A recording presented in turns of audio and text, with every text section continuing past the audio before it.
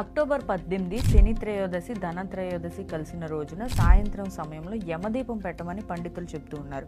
అయితే ఈ యమదీపం ఎవరు పెట్టాలి, ఎందుకు పెట్టాలి, దీనివల్ల వచ్చే ఫలితాలు ఏంటి, దీనికి ఉన్న నియమాలు ఏంటి అనేది ఈ వీడియోలో తెలుసుకుందాం.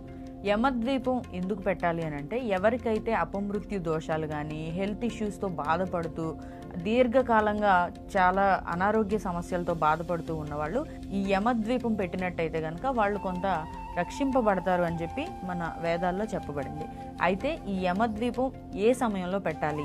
అక్టోబర్ 18వ తారీఖున శనివారం 5:09 నుంచి 6:48 వరకు ఈ కాలం ఉందనైతే చెప్తున్నారు. ఆ టైంలో గనక యమద్వీపం వెలిగిస్తే గనక ఖచ్చితంగా అపమృత్యు దోషాలు తొలగి వాళ్ళు రక్షించబడతారు అని చెప్పి చెప్తూ ఉన్నారు. అయితే ఇక్కడ యమద్వీపం పెట్టేటప్పుడు కొన్ని నియమాలు అయితే దీనికి సంబంధించినవి ఉన్నాయి. అవేంటో నేను ఇప్పుడు చెప్తాను.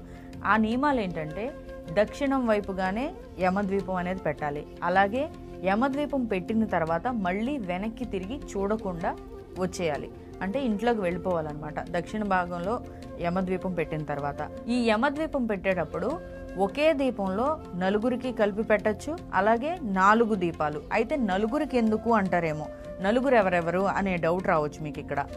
యముడికి దీపం పెట్టేటప్పుడు యమధర్మరాజుతో పాటు చిత్రగుప్తుడికి పెట్టాలి. అలాగే ఆ మిగతా 2 దీపాలు ఏవైతే ఉంటాయో అవి యమదూతలను తలుచుకొని కూడా పెట్టాల్సి ఉంటుంది.